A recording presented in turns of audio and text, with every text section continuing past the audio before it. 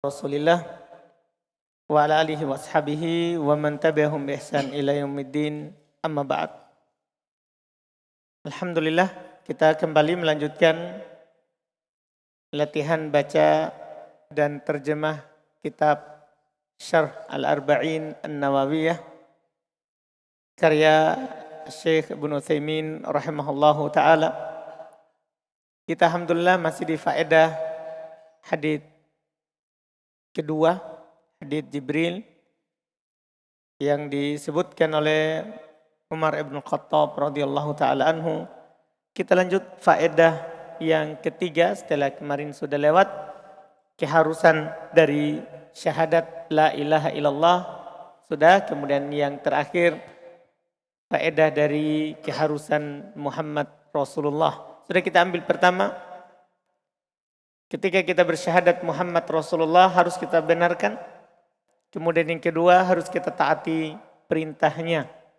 Nah, sekarang kita lanjut yang ketiga. Kita baca. Bismillahirrahmanirrahim. Alhamdulillahirabbil alamin. Wassalatu wassalamu ala nabiyyina Muhammadin wa ala alihi wa ashabihi wa man tabi'ahum bi ihsanin ila yaumiddin. Thumma qala Syekh Utsaimin rahimahullah taala, الثالث أن يجتنب ما نهى رسول الله صلى الله عليه وسلم عنه بدون تردد، لا يقول هذا ليس في القرآن فيهلك، لأننا نقول ما جاء في السنة فقد أمر القرآن باتباعه، ولقد حذر النبي صلى الله عليه وسلم من هذا وأمثاله الذي يقول هذا ليس في القرآن، فقال لألفين أحدكم على أريكته، أي جالسا متبخترا متعظما، يأتيه الأمر من عندي فيقول ما أدري ما كان في كتاب الله اتبعناه، أي ما لا يملك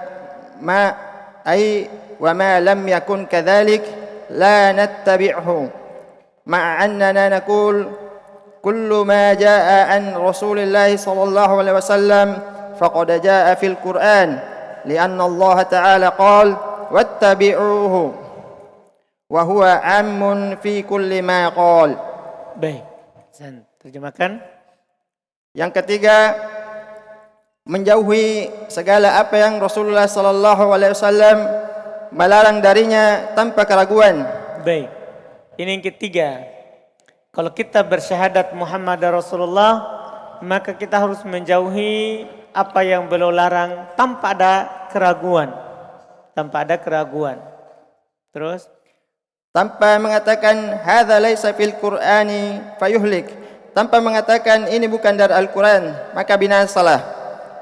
Sebab karena sesungguhnya kita mengatakan apa yang datang di dalam sunnah, maka sungguh Al-Quran telah memerintahkan untuk mengikutinya. Baik, dipahamkan? Artinya kita tidak boleh bilang ini tidak ada di Quran, ini tidak ada di Quran. Kan sudah dikatakan yang datang dalam sunnah itu Quran telah memerintahkan untuk mengikutinya. Paham kan? Jadi kan sudah ada Quran yang memerintahkan untuk mengikuti sunnah. Apa ayatnya itu? Wa ma atakumur rasulu fakhudhu wa ma nahakum anhu fantahu. Apa yang dibawa oleh Rasul, ambil. Apa yang diperintah larang oleh Rasul, tinggalkan. Kan sudah ada di Quran. Jadi kalau ada orang tidak menerima sesuatu karena tidak ada dalam Al-Quran, karena itu hanya ada dalam sunnah, berarti dia tidak percaya Quran. Karena Quran menyuruhnya untuk mengambil apa? Sunnah. Paham kan? Banyak orang di sana, banyak sekali orang yang mengatakan ini tidak ada di Quran. Seperti anggaplah orang-orang Hizbut Tahrir. Nah, dia mengingkari azab kubur. Dia mengingkari azab kubur. Kenapa? Tidak ada di Quran. Dia bilang coba cari di Quran, ada enggak azab kubur disebutkan? Ya tidak ada memang di Quran. Maksudnya lafaz yang langsung jelas bilang azab kubur di Quran. Ada tapi bukan dengan lafaz azab kubur. Iya. Jadi mereka begitu. Mengingkari azab kubur karena tidak ada dalam Quran. Nah, ini kan ada dalam hadits Nabi. Ada dalam hadits Nabi SAW. Quran telah memerintahkan kita untuk mengikuti hadits. Nah, ini penting sekali yang beliau katakan ini. Iya. Terus? Dan sungguh Nabi SAW telah memperingatkan dari hal ini dan semisalnya dari orang yang berkata ini bukan dari Al-Quran. Tidak ada. Ini tidak ada di dalam Al-Quran. Nabi SAW berkata, La ulfayanna ahadakum ala arikatihi. Nabi SAW berkata, sungguh aku akan mendapatkan salah seorang dari kalian di atas tempat duduknya, yaitu duduk dalam keadaan angkuh, sombong. Perintah datang kepadanya dari sisiku, maka dia katakan, aku tidak tahu. Maka nafi kitabillah ittaba'na. Apa yang ada di dalam Al-Quran kami mengikutinya. Yaitu selain Al-Quran kami tidak ikuti. Bersamaan dengan itu kita katakan setiap apa yang datang dari Rasul sallallahu alaihi wasallam maka sungguh telah datang juga di dalam Al-Quran. Sebenarnya begitu. Karena kan kebanyakan itu hadits dia bergandengan, tidak mustakil. Walaupun ada yang bersendiri, tapi hadits itu tidak mustakil, tidak bersendiri menetapkan sebuah hukum. Walaupun ada juga kan antara, jadi ada ditetapkan Quran umum, kemudian Nabi rinci. Atau ada di hadits rinci umum, tapi Quran rinci. Kan banyak bentuknya. Jarang yang bersendiri Quran, jarang bersendiri sunnah. Makanya penulis bilang, apa yang datang dari Rasul itu sebenarnya sudah ada di Quran. Sudah ada di Quran. Paham kan? Sudah ada di Quran. Iya. Terus? Karena sesungguhnya Allah Ta'ala berfirman, ikutilah dia. Maka dia adalah perintah yang umum untuk setiap apa yang Rasulullah sallallahu alaihi wasallam ucapkan. Iya, kan Allah katakan wattabi'u. Ikuti itu Rasul. Di mana ikutinya, di dalam bentuk apa? Ucapan, perbuatan, semua umum. Semua yang Nabi ucapkan itu diikuti. Paham kan? Semua yang Nabi ucapkan diikuti. Kan ini perintah umum dari Allah. Tidak boleh kita merinci bilang kalau dalam bab ini kita ikuti, kalau sini tidak. Tidak boleh. Terus? الرابع ألا يقدم قول أحد من البشر على قول النبي صلى الله عليه وسلم وعلى هذا لا يجوز أن تقدم قول فلان الإمام من أئمة المسلمين على قول الرسول صلى الله عليه وسلم لأنك أنت والإمام يلزمكما اتباع الرسول صلى الله عليه وسلم وما أعظم قول من إذا هاججته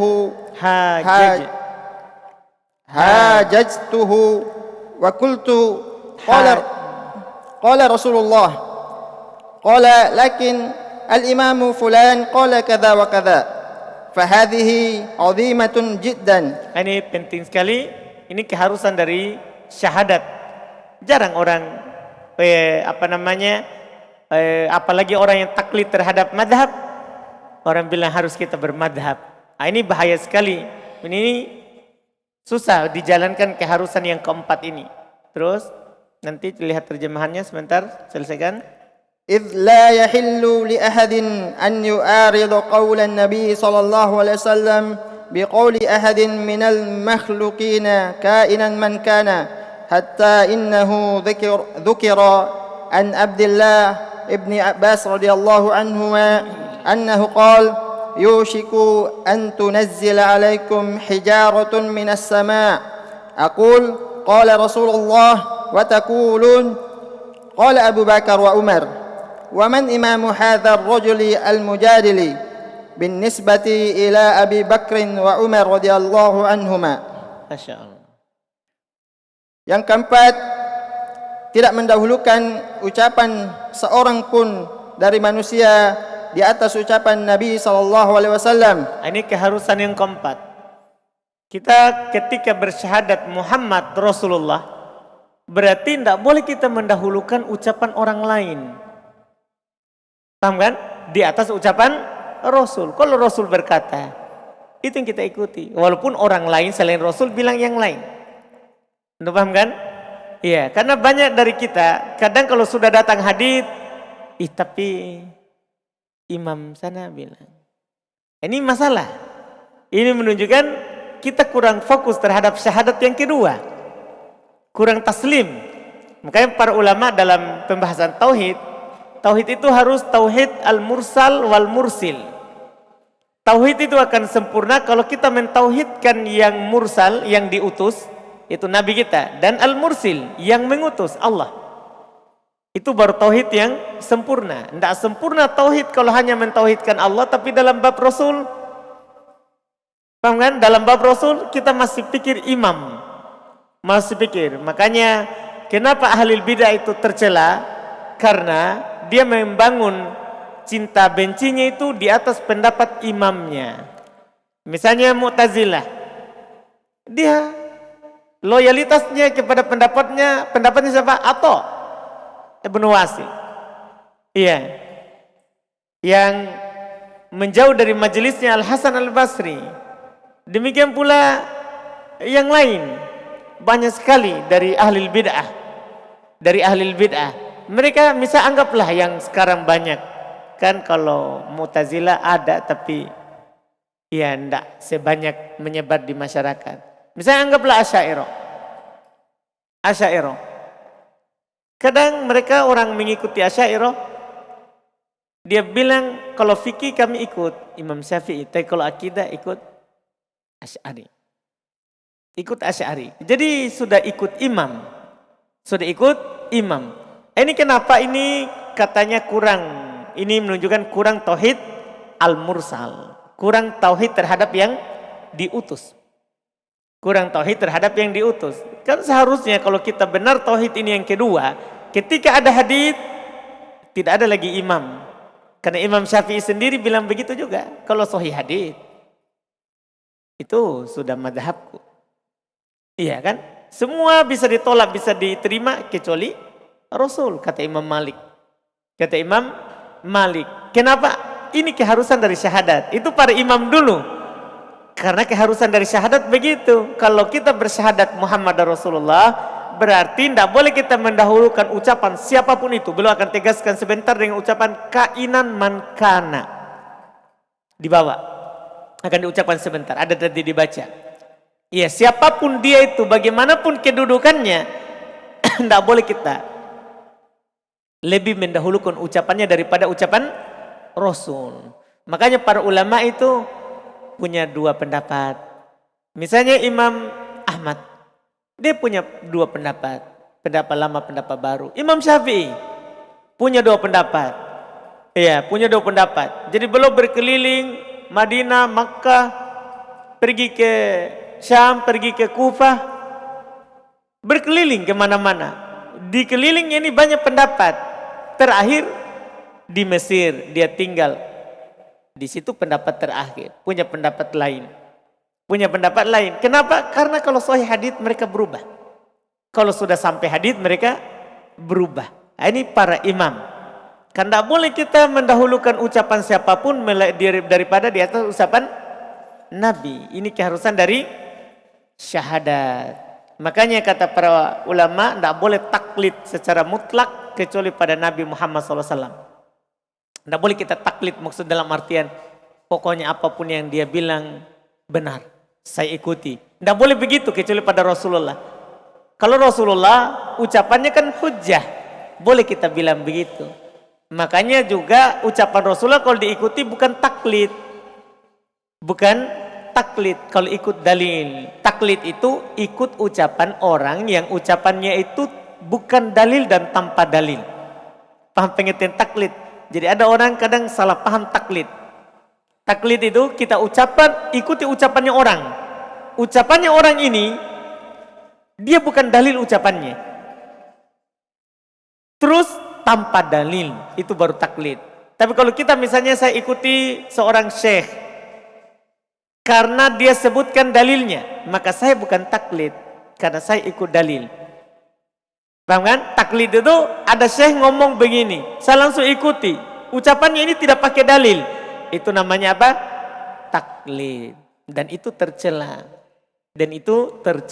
Karena kita taklid kepada ucapannya bukan dalil. Nah, ini yang masalah yang kadang tidak dipahami terkait dengan masalah syahadat yang kedua ini. Terus Wa ala hadza, maka di atas ini dengan demikian kamu tidak boleh mendahulukan ucapan fulan seorang imam dari imam muslimin, kaum muslimin, di atas ucapan Rasulullah sallallahu alaihi wasallam, karena sesungguhnya engkau imam tersebut dan imam tersebut kalian berdua diwajibkan untuk mengikuti Rasulullah sallallahu alaihi wasallam. Paham kan? Jadi ini alasan yang besar sekali yang beliau katakan. Kenapa kita tidak boleh mendahulukan ucapan imam kita daripada ucapan Rasul? Ini kata beliau, karena kamu dan itu imam sama-sama wajib ikut Rasul. Paham maksudnya? Ini Masya Allah. Iya, karena saya misalnya dan imam yang saya ikuti sama-sama wajib ikut hadis. Sama-sama wajib ikut hadis. Terus dan betapa besar bahaya ucapan seorang yang engkau berhujjah kepadanya, engkau mendebatinya. Hajaj itu saling berargumen. Karena wazan fa'al. Ketika kamu saling berargumen dan engkau mengatakan Rasulullah berkata, namun dia berkata tetapi imam fulan berkata demikian dan demikian. Ini masalah. Apa kata beliau? Fahadhihi azimatun jiddan. Maka ini adalah perkara yang sangat besar. Ini masalah. Antum harus pahami. Iya. Karena masalah besar. Ini yang banyak orang sekarang banyak, kamu harus madhab. Kalau tidak madhab kamu tidak bagus. Nah, artinya madhab dalam artian pokoknya kalau sahih hadits walaupun itu hadits, tapi kalau menyelisih madhab harus saya pegang madhab. Ini masalah. Ini perkataan besar sekali. Terus karena tidak halal bagi siapapun dia untuk menolak ucapan Nabi SAW, karena ucapan seseorang dari makhluk, kainan man kana, siapapun dia. Ini dia. Dah, kainan man kana, siapapun dia, bagaimanapun besarnya ilmunya, tingginya ilmunya, pasti salah juga kan dia bukan maksum. Yang tidak pernah salah itu kan hanya Rasulullah. Kalau para ulama kita kan bilang ma min alimin illa walahu zallah. Tidak ada seorang alim pun kecuali pasti ada salahnya. Rasul saja itu tidak ada salahnya. Cuman ada orang yang sedikit salahnya, ada yang banyak salahnya. Paham kan? Ada yang banyak salahnya. Ada yang salahnya yang dimaafkan, dia menyelisih tapi tanawu, hanya beda paham. Ada salahnya dia menyelisih tapi tadad, menyelisih dalil. Ini tidak dimaafkan. Begitu aja. Semua orang punya salah, tapi ada salah yang diterima, ada salah yang tidak bisa diterima. Paham kan? Itu saja. Iya. Terus sampai disebutkan dari Abdullah ibnu Abbas radhiyallahu anhuma, dia berkata, hampir saja diturunkan hujan batu atas kalian dari langit. Aku berkata, Nabi SAW bersabda, dan engkau katakan, tapi Abu Bakar dan Umar berkata demikian. Ini masalah. Ini saja Ibn Abbas sudah permasalahkan. Padahal Abu Bakar dan Umar ini yang Nabi katakan kalau kalian ikuti ada petunjuk. Paham kan? Tapi ini di zaman sahabat. Nah, Ibnu Abbas bilang Rasulullah bersabda, tapi Abu Bakar bilang, Umar bilang, itu saja sudah dipermasalahkan. Nah, bagaimana lagi setelahnya? Orang-orang kita sekarang kan imam 4. Ya, kalau kita katakan hadits Nabi begini, tapi imam 4. Paham kan? Misalnya ada orang yang berdalil dengan sesuatu, berdalil dengan sesuatu. Anggaplah kita contohkan maulid. Kita bilang, Nabi tidak maulid. Tapi Imam Suyuti bilang itu bid'ah yang paling bagus. Iya kan Imam Suyuti bilang bid'ah, tapi paling mending itu. Bukan berarti bukan bid'ah, tapi paling mending itu. Dibandingkan dengan bid'ah-bid'ah yang lain. Cuma semua bid'ah itu jelek. Cuma begitu. Kita bilang Nabi, dia bilang apa? Imam Suyuti bilang. Ini masalahnya orang. Ini masalah orang. Ini Abu Bakar ini sama Umar. Yang jelas-jelas kalau ucapannya Abu Bakar dan Umar adalah sunnah. Karena Nabi bilang, alaikum bisunnati wa sunnati al-khulafa'ir rasyidin al-mahdiin min ba'di. Wajib bagi kalian berpegang dengan sunnahku dan sunnahnya khalifah setelahku. Ini Abu Bakar dan Umar. Bersamaan dengan itu, Ibnu Abbas permasalahkan. Hampir hujan batu turun dari langit. Saya bilang Rasulullah bersabda, kalian malah bilang Abu Bakar Umar berkata. Dipaham kan? Nah, ini dipermasalahkan oleh Ibnu Abbas. Karena dipertentangkan antara ucapannya sahabat dengan ucapan Nabi. Paham kan? Nah terus. Maka siapakah imam laki-laki pendebat ini yang menisbahkan dirinya kepada Abi Bakar? Enggak, bukan begitu. Iya. Bin nisbat itu maksudnya dibandingkan. Maka siapakah imam laki-laki pendebat ini jika dibandingkan dengan Abu Bakar dan Umar radhiyallahu anhuma? Dah dipahami ini kan? Siapakah imamnya itu orang yang ketika kita bilang hadits Nabi, dia bilang tapi imamku. Siapa itu imamnya? Dibandingkan dengan siapa? Abu Bakar dan Umar. Gimana itu perbedaannya? Maksudnya Abu Bakar Umar saja. Kalau menyelisih dalil tidak diterima ucapannya. Iya kan? Ucapan sahabat itu hujah. Syaratnya tidak menyelisih dalil. Tidak ada sahabat lain yang menyelisihinya. Paham kan? Ucapan sahabat itu hujah. Kalau tidak menyelisih dalil, terus tidak ada sahabat yang menyelisihinya. Kalau ada sahabat yang menyelisihinya atau menyelisih dalil, bukan hujah. Itu sahabat. Tabi'in sepakat para ulama bukan hujah ucapannya. Tabi'in. Imam 4 apalagi kan lebih jauh. Lebih jauh. Dipaham kan? Iya. Mereka setelah generasi terbaik. Setelah generasi terbaik. Ini yang bukan kita merendahkan imam, tapi ini kita berbicara ucapannya hujah atau tidak. Paham kan? Ucapannya apa? Hujah atau tidak. Itu yang disebutkan. Ini belum singgung dalam masalah keharusan dari syahadat Muhammad Rasulullah. Karena memang kenyataannya seperti ini. Kapan kita bersyahadat? Ya begini keharusannya. Ya, kita mendahulukan ucapan Nabi daripada seluruhnya. Ya kan? Karena Nabi bersabda ini berdasar ya, ada ya dalilnya. Di samping yang belum disebutkan dari asar Ibnu Abbas.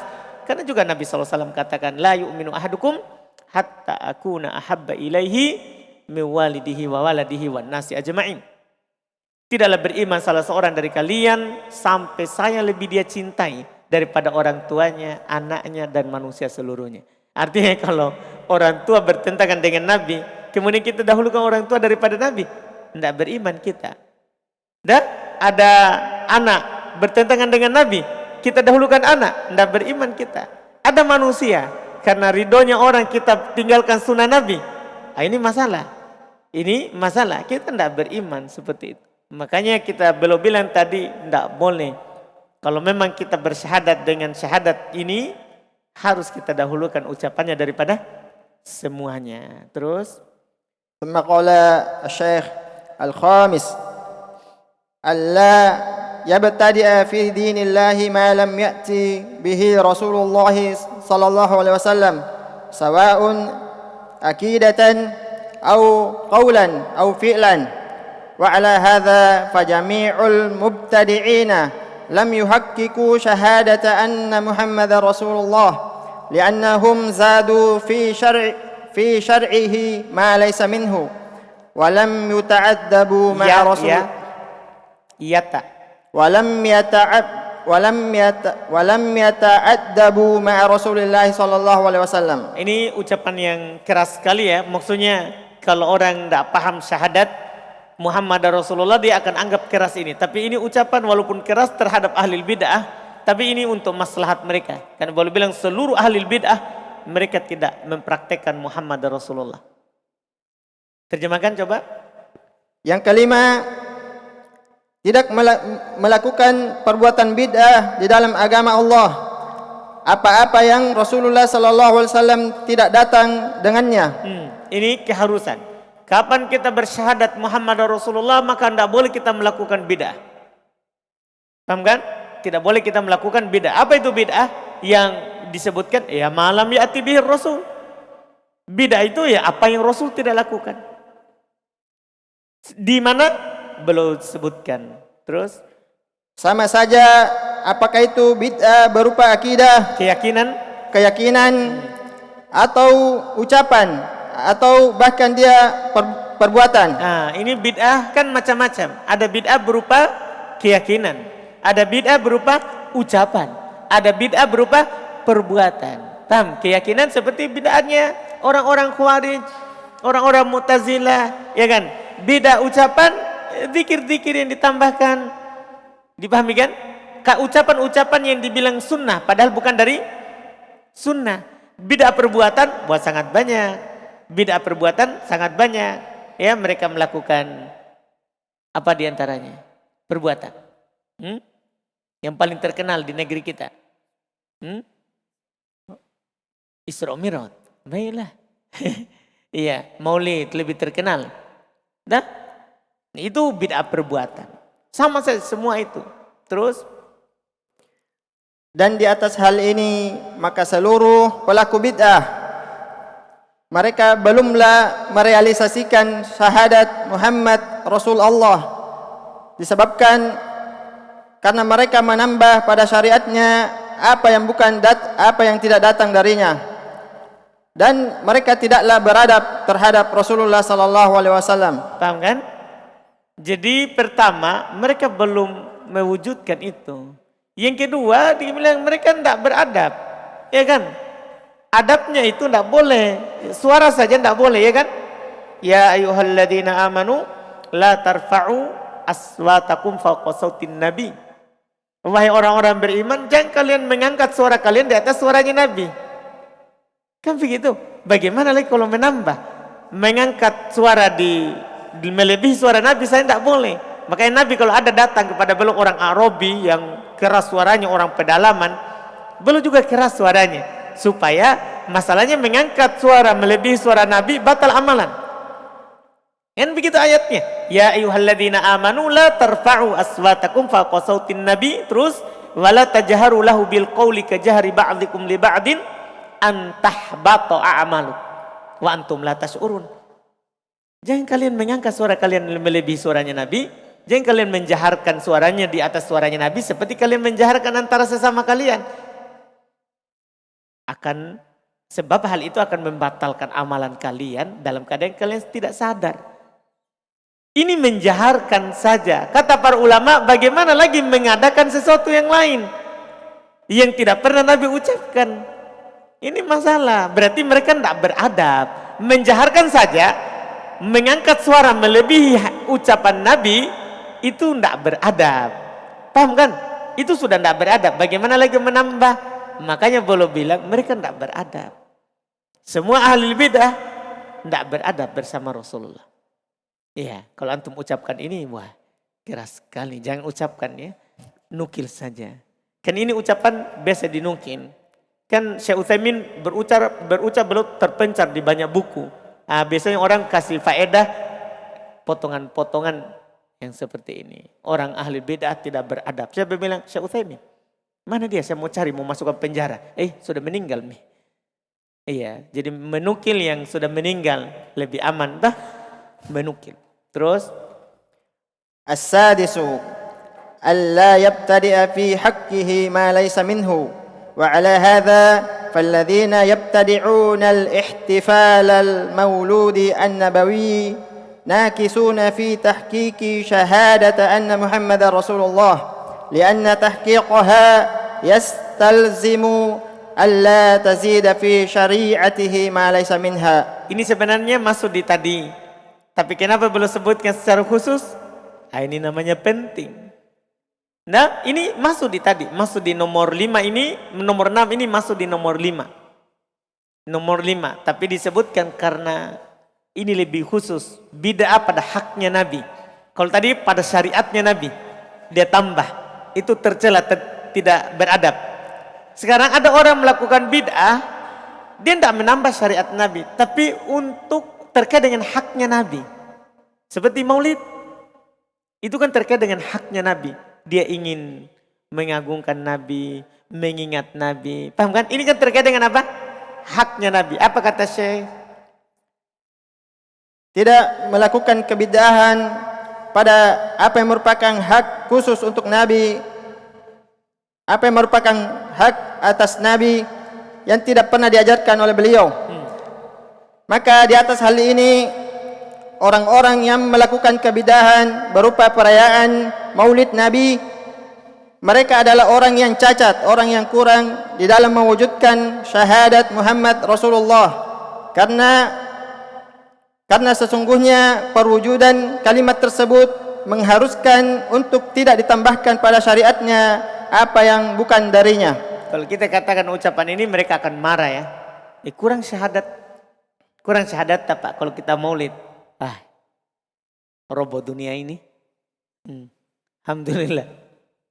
Terus wasabi'u an ta'taqida bi anna an-nabiy sallallahu alaihi wasallam laysa lahu syai'un min ar-rububiyyati ay annahu la yud'a wa la yustaghathu bihi illa fi hayatihi fi ma yaqdiru alaihi fa huwa abdullah wa rasuluhu. Qala ta'ala qul la amliku li nafsi naf'an wa la darran illa ma syaa Allah. Wa bihadza na'rifu dhalala man yad'una Rasulullah sallallahu alaihi wasallam wa annahum dhalluna fi dinihim sufaha'u fi uqulihim inna an-nabiyya sallallahu alaihi wasallam la yamliku li nafsihi naf'an wa la darran فكيف يملك لغيره ولهذا أمره الله أن يقول قل إني لا أملك لكم ضرا ولا رشدا قل إني لن يجيرني من الله أحد ولن أجد من دونه ملتحدا أي أنه هو عليه الصلاة والسلام لو أراد الله به ما يريد ما استطاع أحد من الناس أن يمنع إرادة الله فيه. إذا كان كذلك فمن الضلال البين أن يستغيث أحد برسول الله صلى الله عليه وسلم بل هذا من الشرك. فلو جاء إنسان مغموم إلى قبر النبي صلى الله عليه وسلم وقال يا رسول الله أغثني فإني مغموم فيكون هذا مشركا شركا أكبر لأنه دعا رسول الله صلى الله عليه وسلم ودعوة الميت أن يغيثك أو يعينك شرك لأنه غير قادر. يغيثك أي يغيثك Ayugi dari algosa yugi. Sebelumnya tadi. Wada'watul mayyiti ayyugithaka wa yu'inaka syirkun li'annahu ghairu qadirin fahuwa jasadun wa in kanatir ruhu qad tattasilu bil jasadi fil qabri lakin huwa jasadun. فهذا لا ينافي أن يكون حيا في قبره حياة برزخية لا تشبه حياة الدنيا. Baik, Masya Allah. Ini juga bagus. Faedah yang ketujuh. Yang ketujuh, meyakini bahwa tidak ada sedikit pun untuk Nabi hak rububiyah padanya. Bahwasanya Nabi SAW laisa lahu syai'un minar rububiyah. Tidak ada sedikit pun haknya dari pengaturan. Paham kan? Tidak ada Nabi mengatur. Sana ada pemahaman bahwa ini alam ini dicipta dari Nur Muhammad. Berarti Ini Muhammad ini seorang nabi yang mengatur alam semesta. Ini masalah keyakinannya. Paham kan? Ini masalah keyakinannya. Nabi tidak punya sedikit pun dari rububiyah. Atau rububiyah itu penciptaan, pengaturan, kepemilikan. Tidak ada sama sekali. Kalau memang Nabi punya hak seperti itu, maka belum tidak mati. Belum tidak mungkin meninggal. Ya kan? Tapi kan Nabi meninggal. Nabi meninggal. Terus? Yaitu sungguh dia tidak dimintai dan tidak berdoa kepadanya dan tidak dimintai pertolongan padanya. Kecuali apa yang beliau mampu atasnya, itu pun di saat beliau masih hidup. Illa fi hayatih. Kecuali waktu beliau hidup. Waktu beliau hidup ya, orang datang kepada Rasulullah, ya Rasulullah doakan saya. Nah, ada yang sakit, ya Rasulullah doakan kesembuhan untuk saya. Waktu Nabi masih hidup. Maka dia hanya hamba dan Rasulullah. Allah Subhanahu wa taala berfirman, katakanlah, aku tidaklah berkuasa untuk diriku sedikit pun untuk mendatangkan sedikit pun manfaat, dan tidak pula aku berkuasa atas diriku untuk menghilangkan sedikit pun bahaya kecuali apa yang Allah kehendaki. Paham kan? Artinya Nabi mendapatkan kebaikan, Nabi juga mendapatkan mudarat. Belum terluka di perang Uhud. Belum terluka di perang Uhud. Iya kan? Itu menunjukkan Nabi tidak memiliki apapun dari pengaturan. Semuanya hanya apa yang Allah kehendaki. Terus dengan ini kita mengetahui kesesatan orang-orang yang berdoa kepada Rasulullah sallallahu alaihi wasallam, sebab mereka sungguh telah tersesat di dalam agama mereka dan telah rusak bodoh akal-akal mereka. Masya Allah, sesat agamanya, rusak akalnya. Kenapa dibilang sesat agamanya? Karena Nabi tidak ajarkan. Tidak pernah ada Nabi bilang kalau saya nanti meninggal berdoa. Paham kan? Kepada saya, kuburanku. Tidak ada. Ya kan? Oleh karena itu di beberapa saat Nabi sebelum meninggal kan beliau laknat Yahudi Nasara, ittaqadu qubur anbiya'ihim masajida. La'anallahu 'alal yahudi wan nasara ittaqadu qubur anbiya'ihim masajida. Allah melaknat Yahudi Nasara karena menjadikan kuburan para nabi mereka sebagai tempat ibadah. Kata Aisyah, walaula dzalika la ubriza qubrun Nabi sallallahu alaihi wasallam. Kalau bukan karena peringatan itu, maka kuburan Nabi akan dinampakkan. Makanya kuburan Nabi itu tidak dinampakkan. Kenapa? Karena Nabi melaknat pelaku yang seperti itu. Dipahami ini? Iya kan? Jadi Nabi tidak boleh kita berdoa kepadanya setelah belum meninggal. Siapa yang melakukannya? Sesat. Itu yang pertama, sesat secara agama. Secara akal dia bodoh. Kenapa dia bisa dibilang bodoh? Masa dia berdoa kepada manusia yang sama lemahnya dengan dia? Orang bodoh saja seperti itu. Iya kan? Karena secara orang yang berakal pasti akan meminta kepada yang maha mampu. Iya kan? Yang hidup, tidak pernah mati. Kan begitu orang yang berakal. Ini menunjukkan dia tidak berakal. Orang bodoh. Terus? Karena sesungguhnya Nabi SAW tidaklah mampu untuk dirinya untuk mendatangkan sedikit pun manfaat dan tidak mampu mencegah sedikit pun dari bahaya. Maka bagaimana beliau mampu kepada selainnya? Maksudnya bagaimana mampu belum mendatangkan manfaat untuk yang lain? Bagaimana belum mampu untuk menolak bahaya dari yang lain? Iya kan? Banyak kan orang bukan lagi berdoa kepada Nabi orangnya. Dia pergi ke sana, dia curi kain, dia curi tirainya, dia curi tanah. Macam-macam orang. Ya Nabi saja tidak bisa. Untuk dirinya. Karena Allah yang bilang, Allah yang suruh. Kul, sebentar, lihat.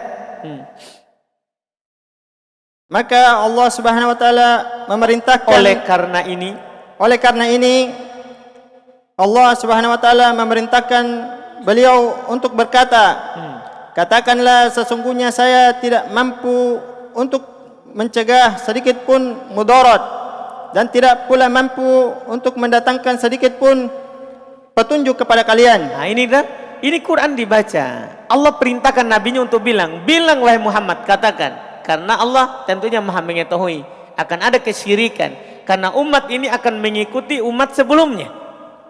Paham kan? Makanya jauh Allah katakan wahai Muhammad kepada mereka. Ini dibaca ini Quran dibaca sampai hari kiamat. Tapi orang tidak membaca kalau yang begini, kan ini menyelisihi keyakinannya. Katakan Muhammad, saya tidak punya apapun untuk kalian untuk menolak bahaya. Tidak bisa pula mendatangkan kebaikan. Katakan itu kepada mereka. Terus, katakanlah Muhammad, sesungguhnya saya tidak seorang pun yang mampu melindungiku dari bahaya, dari azab Allah, dan tidak akan aku mendapatkan tempat berlindung selain dari sisi Allah. Dan tidak ada seorang pun bisa melindungi saya dari sisi Allah, dari azab Allah, dan hanya melindungi saya Allah saja. Ya kan? Nabi saja begitu. Ya kan? Nabi saja begitu. Paham kan? Ini Nabi, diri Nabi sendiri yang ngomong begitu.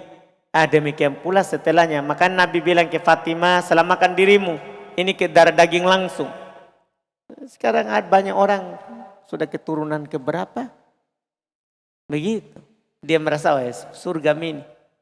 Ya, tidak ada keturunan. Nabi saja ngomong begitu. Iya. Terus, yaitu sungguh dia adalah alaihi salatu wassalam. Jikalau Allah Subhanahu wa taala menghendaki sesuatu, maka tidak akan ada yang mampu seorang pun dari manusia untuk menahan apa yang Allah kehendaki di dalamnya. Jika demikian, termasuk kesesatan yang sangat nyata, yaitu seorang istighatha, meminta pertolongan.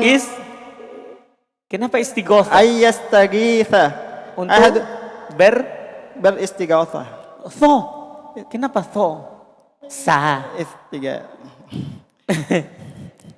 kenapa jadi bunyinya?